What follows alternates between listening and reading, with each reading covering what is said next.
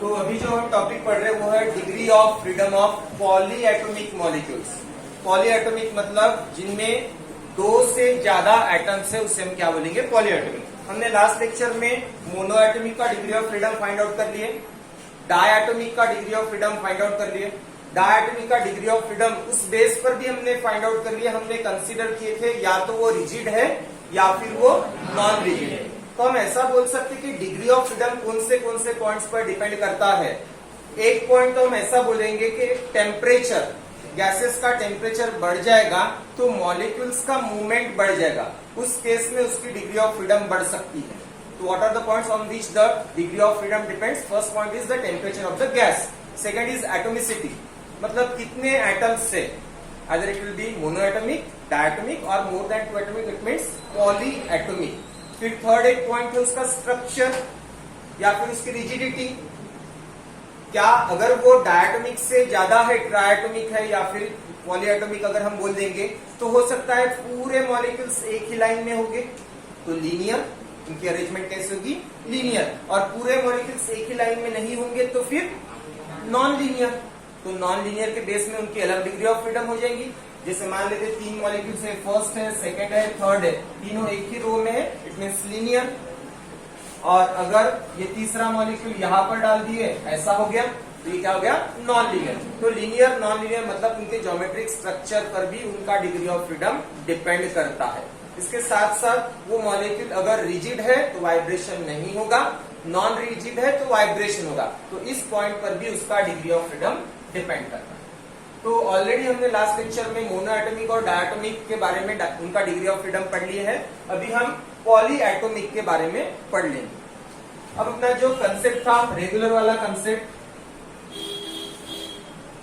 ये एक कंटेनर है या फिर सिलेंडर और पिस्टन का अरेंजमेंट है। यहाँ पर हमने एट स्टार्टिंग में पिस्टन को लॉक कर दिए हैं। पिस्टन को लॉक कर दिया मतलब कांस्टेंट क्या चीज हो गया, वॉल्यूम। वॉल्यूम कैसे यहाँ पर कांस्टेंट है। तो फिर एट कांस्टेंट वॉल्यूम की हम बात करने वाले हैं, eight constant volume, eight constant volume. एक कंसेप्ट मैंने आपको और एक दिया था, जब हम इसमें एनर्जी देते हैं, heat energy, heat energy utilise कहाँ पर होती है, इस सिस्टम की इंटरनल एनर्जी बढ़ाने में और वर्क डन कराने में, इन दोनों जगह पर इसकी जो हीट एनर्जी है वो यूटिलाइज होती है। तो जो हीट एनर्जी हम देंगे वो हीट एनर्जी यूटिलाइज होगी दो कारण, मतलब दो जगह पर। एक तो है उसकी इंटरनल एनर्जी बढ़ाने के काम में आएगा और इसका वर्क डन बढ़ाने के काम में आएगा। और जबकि हमने लिखी दी है कांस्टेंट क्या है, वॉल्यूम है, कांस्टेंट वॉल्यूम है मतलब there will be no displacement, it means work done will be 0। तो यहाँ पर वर्क डन कितना होगा, वर्क डन 0 होगा। तो वर्क डन 0 होगा तो ये वाली टर्म रहेगी क्या अपने पास में, तो dq इक्वल्स टू क्या हो जाएगा, dt हो जाएगा। क्लियर है बात। और एक चीज अपने को पता है, हमने हीट चैप्टर में पढ़ ली होंगे कभी तो भी, कि q equals to mass cv into dt, ऐसा कुछ पढ़ ली होंगी। इसको थोड़ा सा रिफाइन कर लेते हैं, dq equals to m cv into क्या हो जाएगा, dt। मास 1 मोल, 1 मोल मास है इसलिए m के जगह क्या आ जाएगा 1। तो बाकी क्या रहेगा, dq इक्वल्स टू मास 1 हो गया तो क्या बचेगा, cv इंटू क्या बचेगा, dt। तो dq इक्वल्स टू क्या होता है, cv इंटू dt। चलो मान लेते इसको इक्वेशन नंबर 1, इसको इक्वेशन नंबर 2। तो फिर हम क्या करेंगे, अभी इक्वेशन 2 को इक्वेशन 1 में पुट अप करेंगे, पुट 2 इन 1, 2 को 1 में पुट अप करेंगे। ये क्या है, dq, पहली इक्वेशन में लिख रहा हूं dq इक्वल्स टू de, लेकिन dq क्या चीज है, cv dt। तो dq के जगह मैं रिप्लेस कर रहा हूं cv इंटू क्या हो जाएगा, dt। cv निकालना है, cv equals to de upon क्या हो जाएगा, dt। तो ये क्या है, molar specific heat at constant volume equals to de upon क्या हो गया, dt। और E क्या चीज है, एनर्जी। E क्या है, एनर्जी। अब एनर्जी कौन से मॉलिक्यूल्स की, पॉलीएटॉमिक की। तो अभी हम पॉलीएटॉमिक की कितनी एनर्जीज होती है वो हम देखेंगे, ठीक है। तो फॉर पॉली एटॉमिक मॉलिक्यूल्स, इनके जो एनर्जीज रहेंगे कितने रहेंगे? देखो एनर्जीज, जितने डिग्री ऑफ फ्रीडम उतनी एनर्जीज, या फिर जितने एनर्जीज उतने डिग्री ऑफ फ्रीडम। तो स्टार्टिंग में हम ट्रांसलेशन की एनर्जी डालते हैं, ठीक है। तो एनर्जी हो गई किसकी? ट्रांसलेशन की। एनर्जी हो गई किसकी? रोटेशन की। और एनर्जी हो गई किसकी? वाइब्रेशन की। तो ट्रांसलेशन में 3 एक्सिस पर एनर्जी रहेंगी, एक्स एक्सिस, वाई एक्सिस और जेड एक्सिस। ऐसे ही रहेगा, मतलब half KBT plus half KBT plus half KBT along X axis, along Y axis और अलोंग जेड एक्सिस। हमने ऑलरेडी बहुत बार इसको कर लिए है। तो 3 एक्सिस पर एनर्जी होती है, तो मैं सिंपली यहाँ पर सिर्फ 3 लिख रहा हूं। ये क्लियर है आपको बात? इसकी जगह आप ऐसे भी लिख सकते हो, half KBT along X axis plus half KBT along Y plus half KBT along Z. तो 3 एक्सिस का डिग्री ऑफ फ्रीडम, उसके लिए 3 एनर्जी 3 हो गया। प्लस रोटेशन के केस में, रोटेशन के केस में, अब रोटेशन के केस में हमें ऑलरेडी अगर ये एक्स एक्सिस पता है, ये वाई एक्सिस पता है और तुम्हारे तरफ आने वाला जेड एक्सिस पता है। अगर एक्स एक्सिस पर मैंने ये डायटोमिक मॉलिक्यूल रख दिया था लास्ट टाइम, इसको हमने ऐसे ही घुमाए थे, जिसके कारण में एक्स एक्सिस पर ही वो ऐसे घूम रहा था। तो एक्स एक्सिस पर ऐसे घूम रहा था जिसको मोमेंट ऑफ इनर्शिया 0 हो रहा था, क्योंकि देखो kinetic energy of rotation equals to half I omega square. I stands for moment of inertia. Moment of inertia about same axis, जिस एक्सिस पे रखा है उसी एक्सिस पर मोमेंट ऑफ इनर्शिया 0, इसलिए एक्स एक्सिस पर मोमेंट ऑफ इनर्शिया 0, उसके कारण में रोटेशन 0 था एक्स एक्सिस पर डायटोमिक का। वाई एक्सिस पर ये जो है मॉलिक्यूल ऐसे घूम सकता था, तो वाई एक्सिस पर अलाउड है इसका रोटेशन। जेड एक्सिस जो तुम्हारे तरफ है, इस तुम्हारे तरफ के एक्सिस पर भी ये ऐसे घूम सकता है, अलाउड है इसका रोटेशन। तो एक्स और जेड पर वो रोटेट हो रहा था, सॉरी एक्स और जेड नहीं, वाई और जेड पर रोटेट हो रहा था, तो इसका रोटेशन कितना था? 2 था।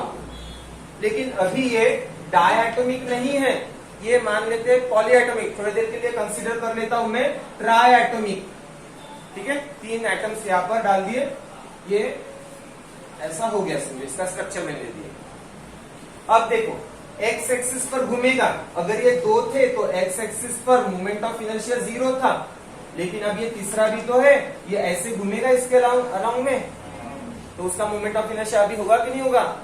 मतलब एक्स एक्सिस पर भी अभी रोटेशन होगा। पहले डायटोमिक के केस में रोटेशन सिर्फ वाई और जेड एक्सिस पर होता था, लेकिन डायटोमिक से बड़े एटॉमिक में अभी moment of inertia x axis पर भी मिलेगा, इसलिए अभी तीनों एक्सिस पर रोटेशन होगा। क्लियर है? तीनों एक्सिस पर क्या हो जाएगा? रोटेशन। तो तीनों एक्सिस पर रोटेशन होने वाला है, तो उसके 3 एनर्जीज रहेंगे, ठीक है। उसके अभी 3 एनर्जीज रहेंगे। ये बात समझ में आ गई? अब वाइब्रेशन, वाइब्रेशन यहां पर वाइब्रेशन ही इंपॉर्टेंट चीज है। तो वाइब्रेशन में हमें पता है 2 एनर्जीज होती है वाइब्रेशन में। वाइब्रेशन में एक एनर्जी होती है काइनेटिक और दूसरी एनर्जी होती है पोटेंशियल। 2 एनर्जीज होने के कारण में एक की काइनेटिक एनर्जी हाफ केबीटी, दूसरे की भी एनर्जी पोटेंशियल है, लेकिन एनर्जी तो है, तो हाफ केबीटी, तो मिलकर क्या हो जाएगा? डबल होता था। मिलकर क्या होता था? वो डबल। तो वाइब्रेशन में ये डबल तो होगा ही, twice of half KBT. Vibration में डबल एनर्जी होती ही है, क्योंकि वाइब्रेशन में ही काइनेटिक और वाइब्रेशन में ही क्या होता है? पोटेंशियल एनर्जी भी होती है। ये बात क्लियर है तुमको? है ना? ओके। तो अभी वाइब्रेशन के बारे में बात करेंगे। वाइब्रेशन अपने को ऑलरेडी पता है, वो कितना होता है vibration? 2 times of that energy, ठीक है। 2 टाइम्स ऑफ दैट एनर्जी होता है, और ये एनर्जी क्या है? Half KBT. थोड़ा सा इसको और रिफाइन में कर लेता हूं, एक बार फिर से इसको और लुक कर रहे हैं। एनर्जी ऑफ ट्रांसलेशन, ठीक है, एनर्जी ऑफ ट्रांसलेशन। तो वो क्या हो जाएंगी, half kBT along x axis. Clear है बात। फिर प्लस में हाफ kBT।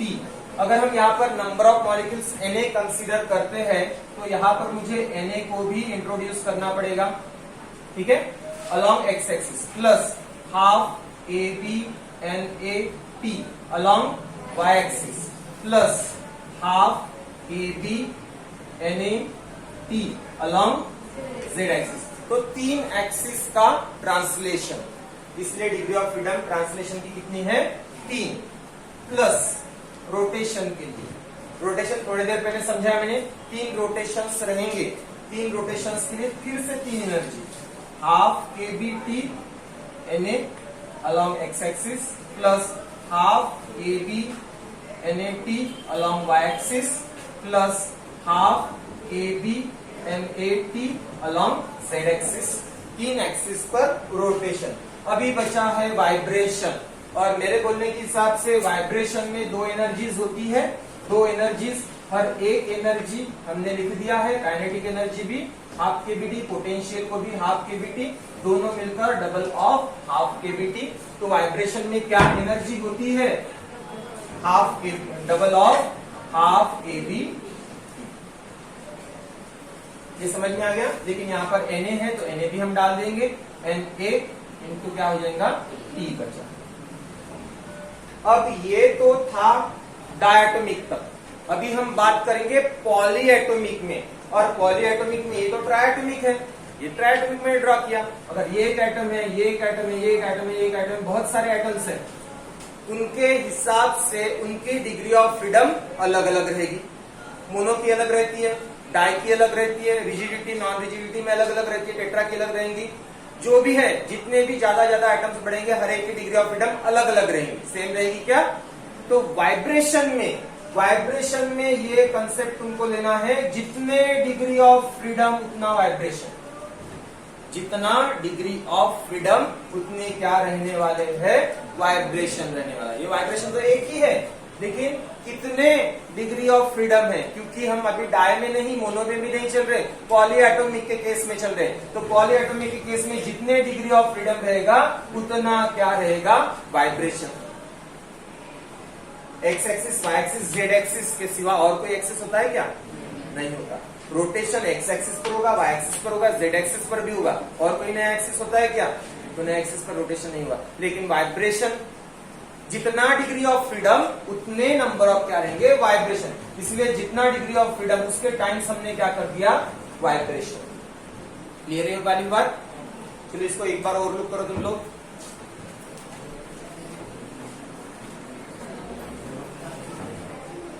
अब सबके एनर्जीज हमने लिख दिए हैं, जो चीजें कॉमन निकलती होंगी उनको कॉमन निकाल ले। तो क्या क्या चीजें कॉमन निकलेंगी, या फिर पहले तो हम एडिशन कर लेते हैं, ऐसा भी हो सकता है ना।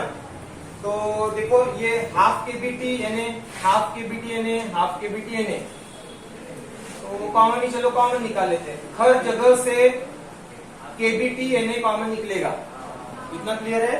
तो हर जगह से मैंने kBT Na कॉमन निकाल दिया। हाफ भी निकलेगा, चलो हाफ भी निकाल देंगे। क्या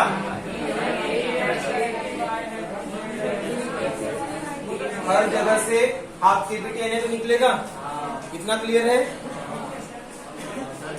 क्या,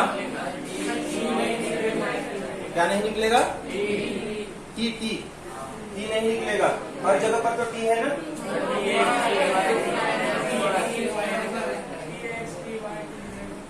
अच्छा ये बोल रहे ना, एक्चुअली ये एक्सिस पर है, मैंने तुमको बताने के लिए बता दिया। फाइनली हम एनर्जीज के बारे में बोल रहे हैं, ठीक है। ये जो एक्स वाई जेड लिखा है वो एक्सिस के लिए तुमको बताया कि एक्स एक्सिस पर है, वाई एक्सिस पर है, जेड एक्सिस पर है। फाइनली वहां की एनर्जी वही है, एक्स एक्सिस रहे, जेड एक्सिस रहे, वाई एक्सिस रहे, एनर्जी सेम होती है। तो फिर अभी तो हाफ kBT Na कॉमन निकलेगा। चलो अभी क्या क्या चीजें हैं, इसको कॉमन निकाल दिए, इसको बाहर रख दिए, तो ब्रैकेट में क्या क्या रहेगा, यहाँ का आधा और आधा एक और आधा डेढ़ और आधा दो और ये मिलकर 3 और ये F कितना ये जाएगा 2 कैंसल 2 क्या हो जाएगा कैंसल। तो अभी इसको कंसीडर मत करो तुम 2 कैंसल। तो देखो फिर से आधा आधा 1 1.5 2 2.5 3 और F 3 प्लस F कितना हो जाएगा वो 3 प्लस F। तो अभी जो हमने वैल्यू निकाल लिए है एनर्जी कितनी आई है 3 प्लस F kBT Na। कितनी एनर्जी आई है 3 प्लस F kBT Na। यहां तक क्लियर है सभी को। तो ये एक इक्वेशन इसको मान लेते suppose to be equation number 3। ये भी तो है, इसको 3rd कर दिया और इसको 4th कर दिया। तो अभी देखो 4th इक्वेशन में अपने पास में एनर्जी मिली है। एनर्जी किसकी है, कौन से मॉलिक्यूल की, पॉलीएटॉमिक की है। अब ये एनर्जी हम इस इक्वेशन में रखेंगे CV equals to DE by DT। CV equals to DE upon क्या हो जाएगा DT। DT E क्या चीज है एनर्जी। एनर्जी कितनी है 3 प्लस F kBT Na। तो एनर्जी की जगह लिख रहा हूं 3 plus F kBT Na। 3 plus F constant चीज, kB कांस्टेंट चीज, Na कांस्टेंट चीज, बचा है T। तो फिर 3 प्लस F kB Na और D into T dt upon dt। ये dt कैंसल होना चाहिए, ये आप याद रखेंगे। तो अभी क्या आ गया है 3 प्लस F kB Na। ये किस चीज की वैल्यू आ गई CV की, molar specific at constant volume. तो Cp की वैल्यू कैसे निकालेंगे using Mayer's relation. By Mayer's relation. Mayer's relation के हिसाब से क्या होता है Cp minus Cv equals to R। Cp निकालना है, Cv की वैल्यू कितनी है 3 plus F kB into Na क्या होता है R। तो डायरेक्टली मैं kB Na की जगह क्या लिख रहा हूं R और इक्वल्स टू क्या हो जाएगा R। Cp की वैल्यू उधर में R है और ये उधर में चले जाएगा तो प्लस 3 प्लस F क्या हो जाएगा R। क्लियर है ये बात। सॉरी 3 प्लस F करना था, 3 प्लस F इंटू क्या हो जाएगा R। तो ये किस चीज की वैल्यू आ गई, किस चीज की Cp की वैल्यू आ गई इस चीज की। इसको भी आप शॉर्ट आउट कर सकते हो RR अगर आप लोग लेंगे तो इसको R अगर कॉमन लेंगे तो कैसे लिख सकते हैं हम, यहां से दोनों जगह से R, यहां से R लेंगे तो बचा 1 और प्लस यहां से R लेंगे तो बचा क्या है 3 प्लस F। इस तरह से Cp की value R in bracket 3 plus 1 4 plus F। Cp की वैल्यू कितनी होगी 4 प्लस F। Cv की वैल्यू कितनी आएगी 3 plus F into Na kBT। तो इसको भी थोड़ा सा सामने लिख देता हूं 3 प्लस F इंटू क्या था R और ये क्या है 4 प्लस F इंटू R। तो अभी Cp और Cv की वैल्यू मिल गई तुमको, Cp और Cv। Cp क्या चीज है molar specific at constant pressure और Cv क्या चीज है molar specific at constant volume. अब एक जो रेशियो है जिसको नाम बोला है एडियाबैटिक रेशियो, जिसको हम गामा से डिनोट करते हैं और adiabatic ratio equals to Cp upon Cv होता है और Cp अपॉन Cv होता है। तो Cp की वैल्यू कितनी है 4 प्लस F इंटू R और Cv की वैल्यू कितनी है C plus F into R।